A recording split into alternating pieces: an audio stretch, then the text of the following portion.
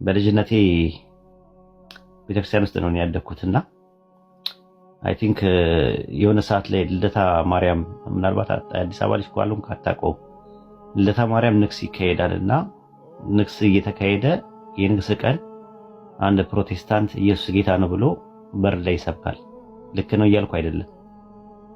ይሰብካል። በር ላይ ሲሰብክ መጨረሻ ላይ የማርያም ጠላት ብለው ቴሌ የቆፈረው ጉድጓድ ነበረ። እዛ ውስጥ ከተውት አንዳንድ ድንጋይ አድርገውት መጨረሻ ላይ ቤተሰቦቹ ሲመጡ ሬሳው መገኘት አቃታቸው። ተጨፍልቆ መሞቱ አይደለም እኮ ሬሳው ራሱ በድንጋይ ተወግሮ ማለት ነው ሊገኝ አልቻለም። ራሱ በጣም የጭካኔያቸው ጭካኔ ማለት ነው።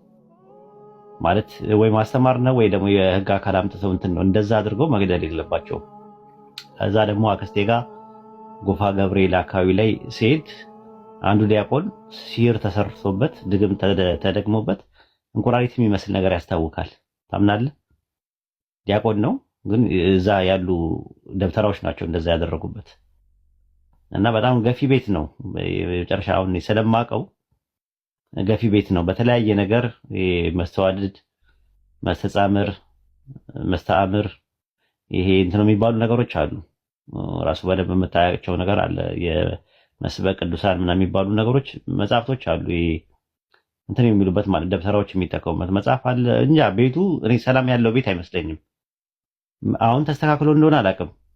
እንግዲህ ያኔ ነው በ13 ዓመቴ ከኦርቶዶክስ ጋር ለአንድና ለመጨረሻ ጊዜ የተፋታ ነው። ቻው ብዬ የወጣሁት ማለት ነው። እኔ ከኦርቶዶክስ ወጣ በእውቀት አይደለም የወጣሁት። ከወጣሁ በኋላ ነው እንደውም ኦርቶዶክስን በደንብ ያወቅኩት። ማለት አውቃለሁ በልጅነት እንትን እውቀት አለ። እስከ መስተጋብ ድረስ ደርሻለሁ። ምናልባት ነገር ያለው ከዚህ በፊት ሳልኖር እስከ መስተጋብ ውዳሴ ማርያም ምንድን ነው የዜማ ማለት ዜማ ቤት እስከ ውዳሴ ማርያም መስተጋብ ደርሻለሁ።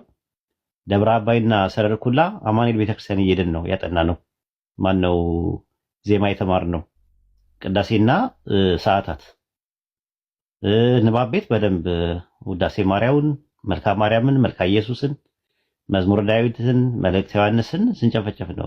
ያው መጽሐፍ ቤት አልገባው በእድሜም ለዛ ብቁ አይደለም ሲባል ነው የምሰማው። መጽሐፍ መነኮሳት መጋቢ ብሉይና መጋቢ ሐዲስ የሚባል ነገር አለ። እሱን ሲባል ነው የምንሰማው። ከወጣው በኋላ ነው ሞር ደግሞ እንትን ያልኩት ማለት ነው። ሞር የተማርኩት እኔ ፕሮቴስታንት ጋር ነው ባይብልንም በደንብ ያወቅኩት ማለት ነው። እና ይሄ ነው ገፊ ቤት ነው ሲጀመር ጀምሮ ማለት ነው። ወደፊትም አላስተካከሉትም። ምንም ያስተካከሉት ነገር የለም። ስቲልና አሁንም ገፊዎች ናቸው። ሰው ትንሽ ወንጌልን ከሰበከ ያባርራሉ። ሰው ትንሽ መጽሐፍ ቅዱስ ካለ ታድሶ ነህ እንትን ምንም የማያውቀው ሰው ታድሶ ነው ብሎ ገፍትረው ነው የሚያስወጡት ራሱ ማለት ነው። ብቻ እነሱ የሚፈልጉት ያ ተረቱ ምናምን ነገር ነው።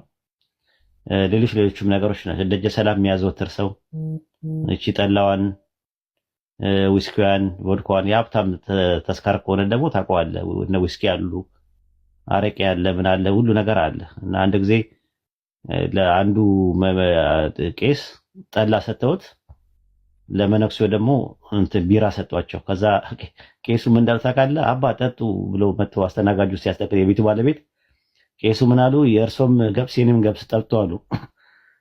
አባ ጠጡ፣ የኔም ገብስ ነው የእርሶም ገብስ ነው ልዩነት የለውም አሉና ብዙ ነገሮች አሉ የምታውቃቸው ደጀ ሰላም ውስጥ ያሉ ነገሮች ማለት ነው። ጠላ ጓዳ ተቀምጠ ምን ትሰራለህ? እርጅና መጥፎ ነው ትሸብታለህ ይባላል። ታውቃለህ? ደጀ ሰላም መጀመሪያ እንትን ስትል አስቀድሰ ምናምን ስጨርስ ምናምን ደጀ ሰላም ማለት ቤተ ምርፋቅ ነው። ቤተ ምርፋቅ ቤት ይባላል። ያው ደጀ ሰላም የተሰራው ለሌላ ነገር ነበር። አሁን ግን ያው ቤተ ምርፋቅ ነው ኡስታዝዬ። ነገር ግን አሁን ያልካቸው ነገሮች አሁን እነዛ አሁን ምን አለ መሰለህ አሁን እነዚህ የምትላቸው ባይዘዊ የቤተ ክርስቲያኗ አስተምህሮ የግለሰቦች ነው።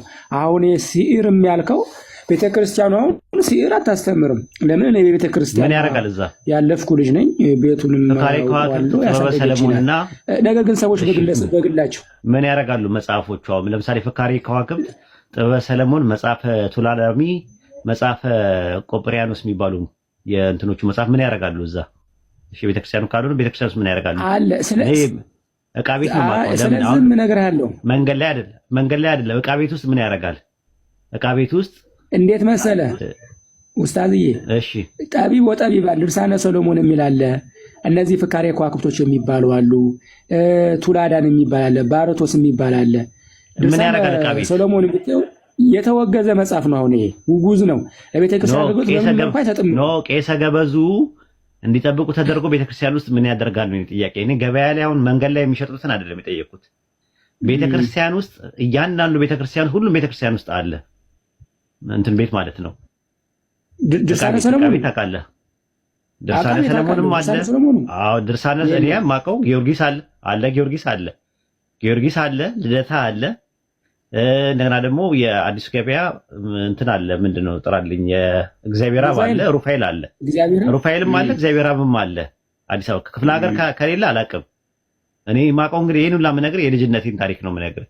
ፍካሬ ከዋክብት አለ፣ ጥበበ ሰለሞን አለ፣ መጽሐፈ ቱላማዲ አለ፣ መጽሐፈ ቆጵርያኖስም አለ። ራሱ ምን ያደርጋል? ዕቃ ቤት ውስጥ ምን ያደርጋል? ቤተክርስቲያኗ ጋር ምን ያደርጋል? ራሱ ማለት ነው ምን ማለት ነው የሚለውን ነገር ልንገራቸው ለህዝቡ እንዲያውቅ። መስተአብድ የሚባል አለ። መስተአብድ ማለት የሚያሳብደው ነው።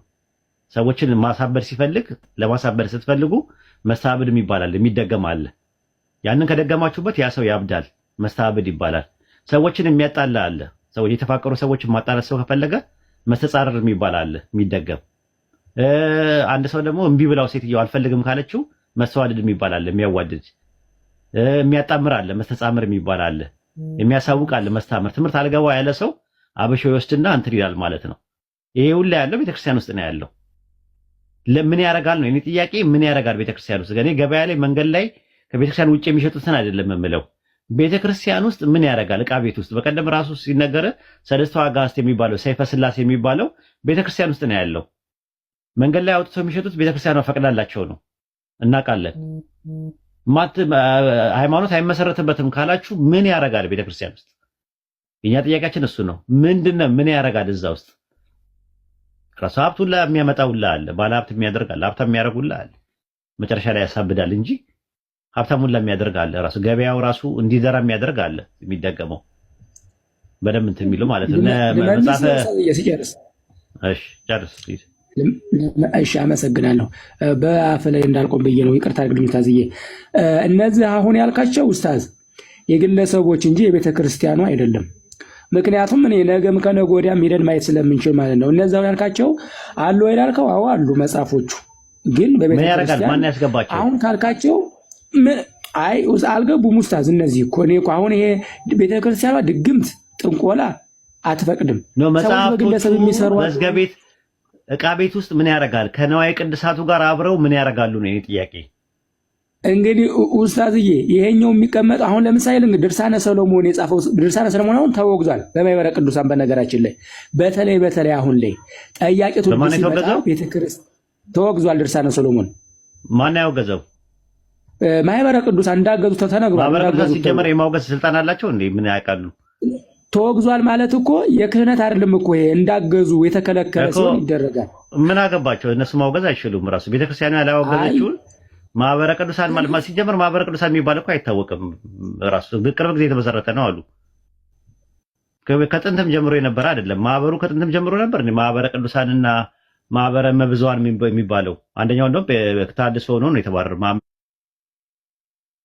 ማኅበረ መብዙኃን የሚባለው ስለዚህ ሰዎች የመሰረቱት ማህበር የጽዋ ማህበር ነው። የጽዋ ማህበር ሊያወግዝም አይችልም። ምን አገባቸው እንዳለ የሚያውቁት።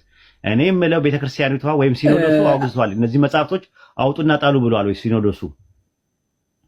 ድርሳነ ሰሎሞን ተከልክሏል። ድርሳነ ሰሎሞን ኖ አይ የተከለከለው ይላል። በቅርብ ቀን እንደውም የዛሬ 6 ወር በሆነ አካባቢ ላይ የሆነ መጽሐፍ ነው የተወገዘው እንጂ ድርሳነ እሱ ዮሐንስ ነው የዮሐንስ ነው። እሱ ሕጸጽ ስላለበት ነው ከእንትን ጋር ሕጸጽ ስላለበት እሱ ነው ማለት ስለዚህ ጥበበ ሰለሞንና መጽሐፈ ቱላዳሚ ምናምን የሚባሉ መጽሐፈ ቆጵርያኖስ የሚባሉ መጽሐፈ ቱላዳሚ ምናምን ታዲያ እነዛ ወደ ነገስት ምናምን የሚባሉ ታዲያ ጥበበ ሰለሞን ምናምን ነገር እስቲል ነው አሉ ቤተክርስቲያን ውስጥ ከወጡ ንገሩኝ በማስረጃ ሲኖዶሱ ያወገዘበት ንገሩ። እነዚህ ያልካቸው ችግሮቹ ነበሩ ወይ? አዎ ነበሩ። ግን ቤተክርስቲያኗ አይደለችም። ቤተክርስቲያኗ ጥንቆላን አትቀበልም። ከነዋየ ቅድሳት ጋር ግምዣ ቤት ውስጥ ወይም ደግሞ ዕቃ ቤት ውስጥ ምን ያደርጋል? ቄሰ ገበዙ ለምንድን ነው ሊጠብቁ እሱን የተደረጉት? እስቲ ቆይ ልንገር ከአገልግሎቱ ኡስታዝ አሁን እንደው ለምሳሌ ቱላዳን ምን ይጠቅማል ለቤተ ክርስቲያን? እስቲ የሚጠቅመው አሁን ቱላዳን ጸሎት የሚጸለይ ነው በነገራችን ላይ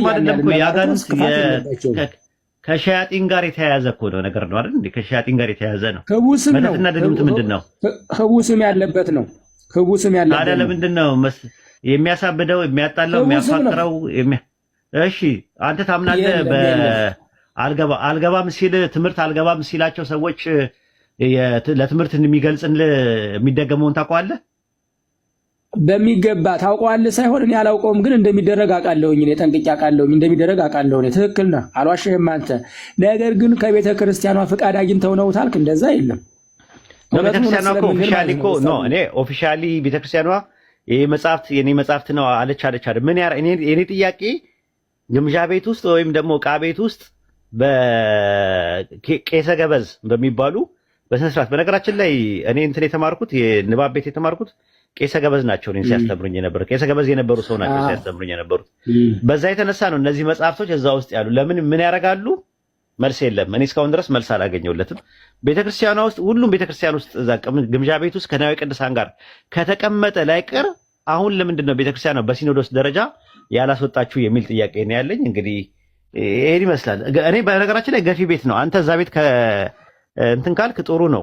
ግን ገፊዎች እንደሆኑ ብዙ ሰዎች ጴንጤ ሳይሆኑ ጴንጤ ናችሁ ተብለው ነው የወጡት። የዘር ጉዳይ አለ ራሱ በጣም የዘር አደገኛ የእንትን ጎጃሜና ጎንደሬ የሸዋ የምናምን ወለየ የተባለ ክፍፍል ሁላ ነበረ እኔ ሳቀው ማለት ነው። ከዛ ደግሞ ትግሬ ከሆነ ደግሞ እንደዚሁ ችግር ነበረበት። ሌላ ኦሮሞ እንደ ሰውም አይቆጠርም ቤተክርስቲያን ውስጥ የምናውቀው ነገር ነው። የኦሮሞ እንትን ኦሮሞ ማለት እንትን ነው ተብሎ ነው የሚታሰበው። ያው ከሻንቅላ ጋላ ምናምን ከሚለው ጋር ተመድቦ ነው። ጋላ ማለት ደግሞ ታውቃለህ ሌላ ትርጉም ነው እሱ ኡስታዝ፣ ሌላ ትርጉም አለው። ግን ይሄኛው አሁን ያልከው ሌላ ትርጉም ጋላ ማለት ትርጉሙ ትክክለኛው ትርጉሙ ልንገርህ። ጋላ ማለት ኦሮሞ ማለት አይደለም። ትርጉሙ ወይ ልንገርህ፣ አባ ጊዮርጊስ ዘጋስጫ ጊዜ ጋላ ማለት አረማዊ ማለት ነው ትርጉሙ። የማያምን ከሃዲ ማለት ነው ትርጉሙ። በኋላ ላይ ግን ኦሮሞዎችን ጋላ ብለው ያሉት የቤተክርስቲያን ሰዎች ናቸው። ታውቃለህ? አሁን ሰው ጋላ ሲባል ኦሮሞ ነው የሚያስበው። አይደለም፣ እኔ እንደዛ አይደለም። እኔ ስለማውቀው እኮ ነው ታሪኩን። ጋላ የሚለውን ስያሜ እንኳን ሰዎች አሁን የምትለው ኡስታዝ ኦሮሞዎችን ቤተክርስቲያኗን ለመምታት ያሰቡ ሰዎች ያሉት እንጂ ቤተክርስቲያኗ አቃፊ ኩላዊት ቤተክርስቲያኗ የማትለውን ትላለች ማለት ራይ ማርያም ላይ ለአባ ጊዮርጊስ ዘጋስጫ ማርያም መታ ሲኦል ውስጥ አሉ ብላ የነገረቻቸው ማን ነው የተጠቀሱት? እዛ ላይ ሻንቅላ ጋላና እስላም አይደል ያለው መጽሐፉ ላይ ማርያም። እነዛ ጋላ የሚለው ተተርጉሟል እኮ ታዲያ ጭፍራ ወታደር ጭፍራ ማለት ነው እኮ ነው የተባለ ማለትም ነው። አረማዊ በሚለው ነገር ግን ጋላ የሚለውን ስም ለኦሮሞ እንደ ማብሸቂያ ስም አድርጎ የተጠቀሙ እነማን ናቸው?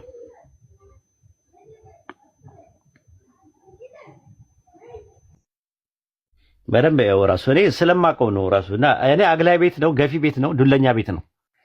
ከዛ ቤት ውስጥ ነው ያለው። እንዴት እንደምትዘልቀውም አላውቅም።